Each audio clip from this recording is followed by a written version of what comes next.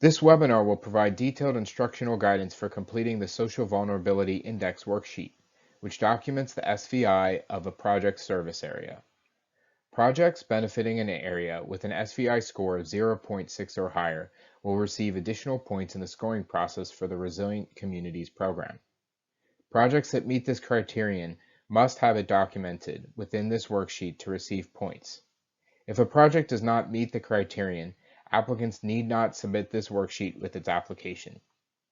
For this demonstration, we have chosen a city in a county that is not eligible for this program as an example.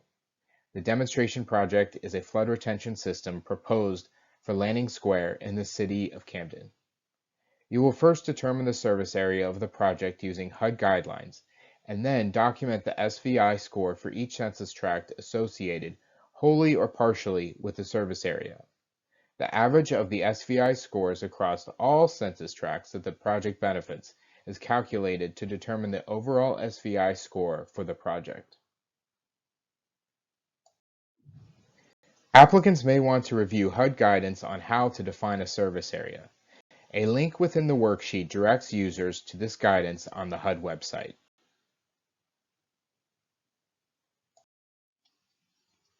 Here we show a Google map of the area benefiting from the example project, the Lanning Square Flood Retention System. We will use this geography to help identify the SVI score for this project.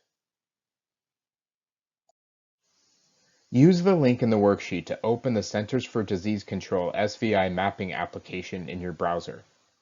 Then, locate the census tracts associated with the service area, and using the map or Excel database, identify the 2020 statewide overall SVI score for each census tract wholly or partially contained by the service area.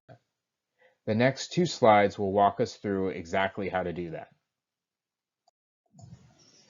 First, toggle the geographic comparison field to statewide. Select New Jersey in the state selection field. Finally, toggle the geographic unit field to read census tracts. You can then enter the county or zip code in the Search Within New Jersey field.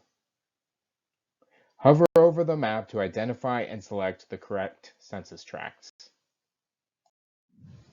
Each census tract, wholly or partially contained by the project service area, should be included within this analysis. In the example, Lanning Square is only a portion of the full census tract. The SVI score for that census tract should be documented within the worksheet. Once a census tract is selected, a 2020 statewide overall SVI score will pop up. Record the SVI score in column C for each census tract associated with the service area. Alternatively, you may use the website's database in table format by clicking on the Table button. Using either the browser-based database or downloaded Excel file, use the filter capability to locate the census tracts associated with your project service area, and record the variable SVI score RPL underscore themes. This is the overall percentile ranking for each census tract. Once the service area census tracts and SVI score for each have been located, record the information in the table. List county names in column A. List all project census tracts in column B. And list all applicable SVI scores in column C. After entering all data into the table, calculate the average SVI score for all census tracts. If entering data for only one census tract, no calculation is necessary. Simply record the data in the fields below the table. If more than one census tract benefits from the project, add all values from column C and insert into the total sum of all SVI scores in selected areas field.